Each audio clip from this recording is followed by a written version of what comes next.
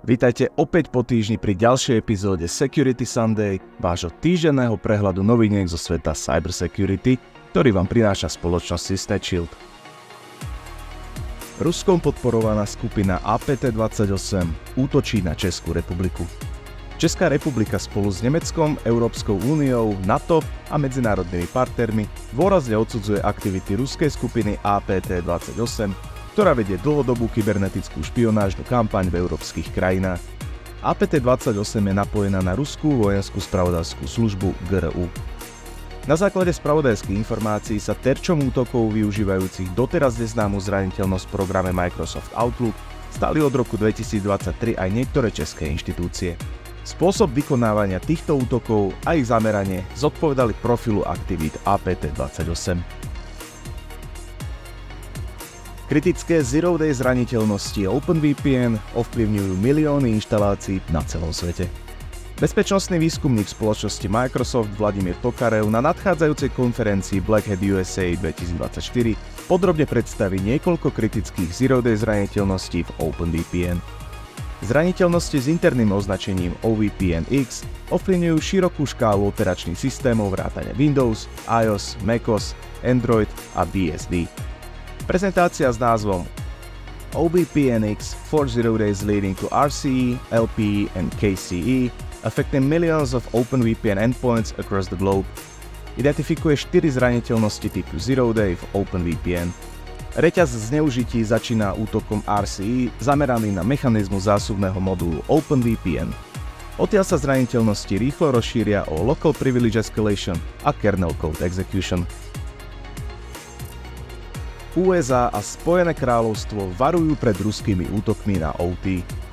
Upozornenie s názvom Defending OT Operations Against Ongoing Pro-Russian Hacktivist Activity, obrana operácií OT pred predbiehajúcimi aktivitami proruských hackerov, vypracovala americká agentúra pre kybernetickú bezpečnosť a bezpečnosť infraštruktúry CISA v spolupráci s Britským národným centrom pre kybernetickú bezpečnosť NCSC, Kanadským centrom pre kybernetickú bezpečnosť CCCS a niekoľkými ďalšími americkými agentúrami. Ruskí hacktivisti sa od roku 2022 zameriavajú na malé OT systémy v odvetviach vodovodov, priehrad, energetiky, potravinárstva a poľnohospodárstva, pričom využívajú zastaraný softvér na vzdialený prístup VNC a slabé alebo defaultné heslá. U niektorých obetí došlo k menším poruchám nádrží. Väčšina obetí sa však následne hneď vrátila k manuálnemu ovládaniu a rýchlo obnovila prevádzku. Dropbox hacknutý, unikli údaje používateľov. Dropbox odhalil rozsiahly útok na svoje systémy, pri ktorom útočníci získali prístup k osobným údajom zákazníkov. V správe pre regulačné orgány sa vedenie dozvedelo o útoku minulý týždeň 24. apríla.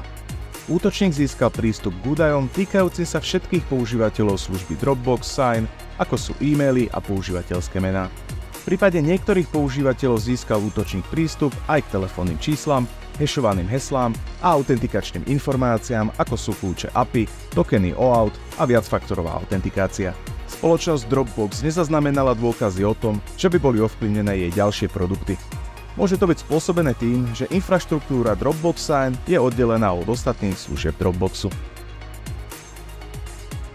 Spojené kráľovstvo sa stalo prvou krajinou na svete, ktorá zakázala predvolené, uhádnutelné používateľské mená a heslá v zariadeniach IoT. Zákon o bezpečnosti výrobkov a telekomunikačnej infraštruktúre z roku 2022 PSTI zavádza nové minimálne bezpečnostné normy pre výrobcov. Podľa PSTI sú slabé alebo ľahko uhádnutelné predvolené heslá ako napríklad admin alebo 12345 výslovne zakázané a výrobcovia sú tiež povinní zverejňovať kontaktné informácie, aby používatelia mohli nahlasovať chyby. Keďže každodenný život je čoraz viac závislý od zariadení pripojených na internet, hrozby sa zvyšujú. Od dnešného dňa budú mať spotrebitelia väčšiu istotu, že ich inteligentné zariadenia sú chránené pred kybernetickými zločincami, pretože ako prvý na svete zavádzame zákony na zaistenie ich bezpečnosti, povedal Viscount Camrose, minister zodpovedný za kybernetiku.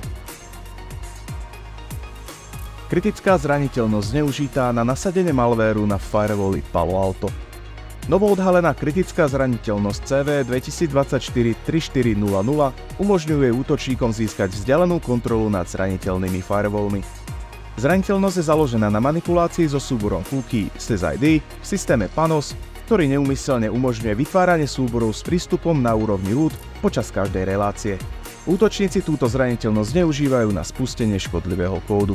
Krátko po odhalení zraniteľnosti sa objavil Proof of Concept, o ktorom nasledovali aktívne pokusy o zneužitie. Spoločnosť Keto Networks, zaoberajúca sa kybernetickou bezpečnosťou, oznámila, že sa chytila niekoľko pokusov zameraných na inštaláciu malvéru XMRIG na ťažbu kryptomien pomocou tejto zraniteľnosti. Útočníci doručia škodlivý skript ldr.sh do napadnutého firewallu. Tento skript deaktivuje bezpečnostné služby a odstráni všetok existujúci malware, čím uvoľní cestu pre inštaláciu malvéru XMRIG. Organizácie, ktoré sa spoliehajú na firewally Palo Alto, by mali okamžite aplikovať dostupné updaty. Tým sa končí zhrnutie aktualít za 18. týždeň. Ak sa vám epizóda páčila, budeme radi za like alebo odber. Tieto, ako aj ďalšie zaujímavosti nájdete na našom blogu sysnetchill.com. Ďakujeme za pozornosť a vidíme sa opäť o týždeň pri ďalšom dieli Security Sunday.